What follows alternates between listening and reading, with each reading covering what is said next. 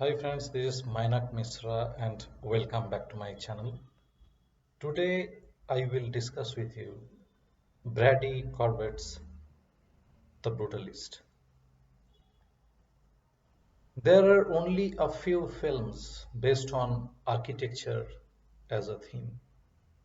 Brady Corbet's The Brutalist is a precious addition to those films. It is his recent film. It deals with one of the most renowned architectural designs, brutalist architecture, which gained popularity and momentum after World War II.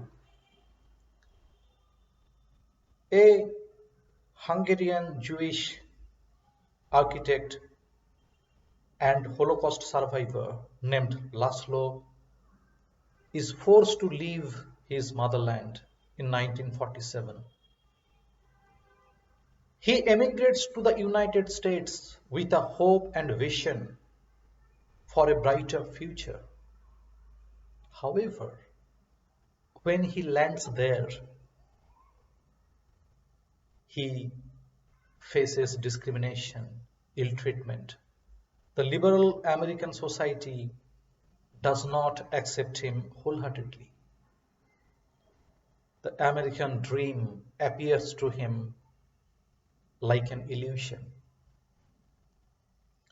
Director Brady Corbet and screenwriter Mona Fastfold have always been passionate about brutalist architecture because Corbett's uncle and Fastfold's grandfather have worked as architects. Brutalist architecture gained popularity and momentum after World War II. Those designs are cost effective, made with unfinished raw materials such as concrete, and focus on structure and functionality over decoration, unlike modern architectural designs. Many schools, colleges, hospitals, government buildings, community centers were made in this style. But when this gained popularity, actually, when the world was recovering from the damage caused by World War II. And because of its cost effectiveness and ordinary look, these architectural designs became popular mostly in communist and socialist countries.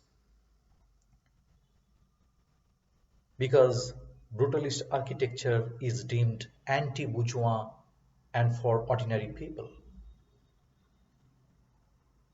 Unfortunately, architecture is an expensive art which needs patrons to survive and thrive. In the brutalist also, Laszlo gets Harrison as a patron, but he suffers because of that. Laszlo and Attila are denied reimbursement of the expenses incurred for building the library. When the goods train carrying the materials for building the community center gets derailed, Harrison suddenly abandons the project. So Laszlo's success largely depends on Harrison's whim. In Carrara, Italy, Harrison rapes an intoxicated Laszlo. Nothing can be more heartbreaking than this.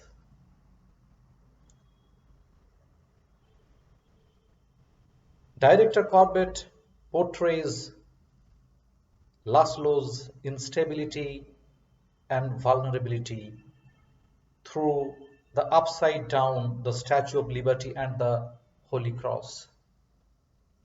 Laszlo emigrates to the United States with a hope and vision for a brighter future. His eyes are full of dreams.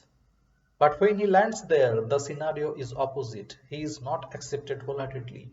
He is reminded of his Jewish family history quite frequently.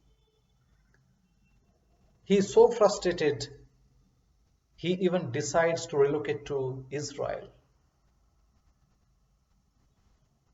The liberal American society does not accept him wholeheartedly, which was supposed to be. They allow him to live there with his family, but he does not get that warm welcome.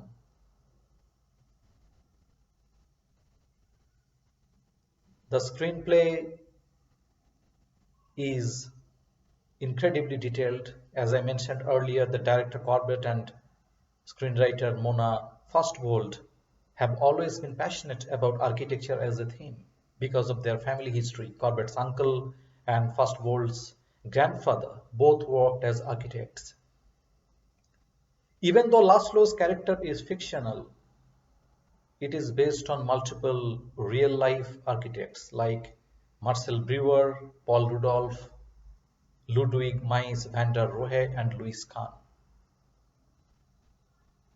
The screenplay, 170-page screenplay, incredibly portrays multiple layers of Laszlo's life, his struggle, his immigration to the United States, his works, and ultimately his frustration. Adrian Brody was chosen to play Laszlo's character because of his Hungarian Jewish family connection and his outstanding acting. Adrian has always been a fantastic actor, and here also he plays Laszlo's character brilliantly. Felicity Jones as Elizabeth has justified her character, has done pretty decent job, and for Harrison's character, negative character, Guy Pearce has done amazing job. You feel that negative vibes on his face, his acting. Initially, you will not understand, but the more film goes, it appears in viewer's mind. Director Corbett and cinematographer Lol Crawley decided to shoot this film in VistaVision format. Paramount Pictures developed this format in 1950s, but it was discontinued after 7 years.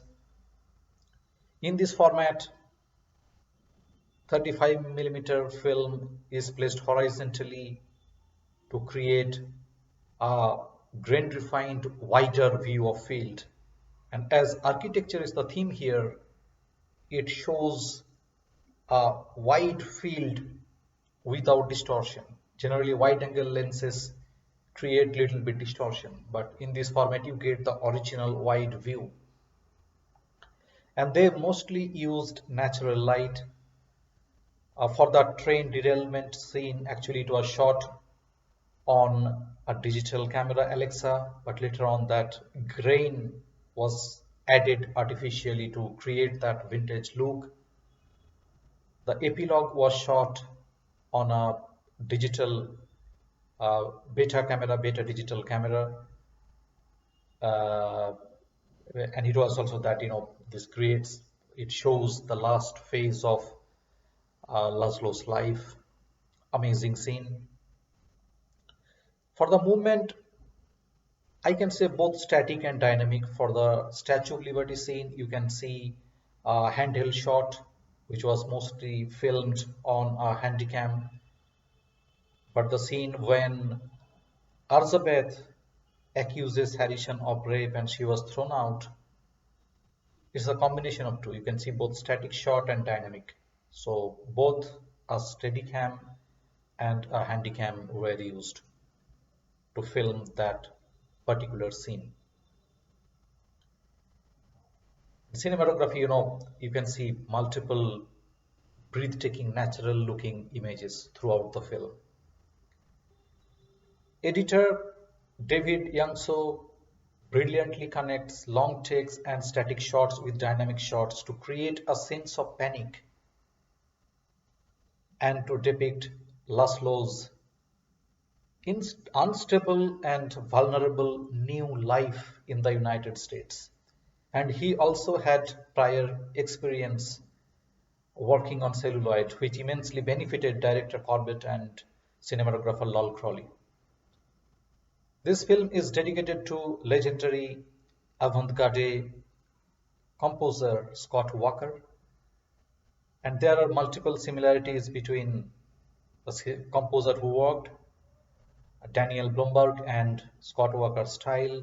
That's why Blumberg was chosen. Even Brady Corbet has known Daniel Blumberg for a long time, almost a decade. And he uses multiple instruments, open piano pieces, trumpets, trombone, tuba and saxophone, then synthesizers, multiple instruments. First 10 minutes is filled with continuous music, and the music also portrays Laszlo's unstable life as an immigrant and his passion as an architect. One of the most important aspects of The Brutalist is the production design. Judy Baker has also been passionate about Brutalist architecture for a long time, so this project was her labor of love. And the biggest challenge was building 1950s Pennsylvania and Philadelphia in Budapest, which she successfully has done. And Laszlo's personal trauma in Dachau concentration camp immensely inspired his architectural designs. So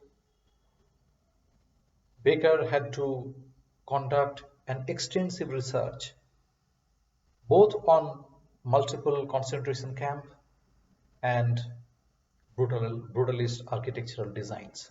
So it was not an easy job, but it had to be done, under a very low budget.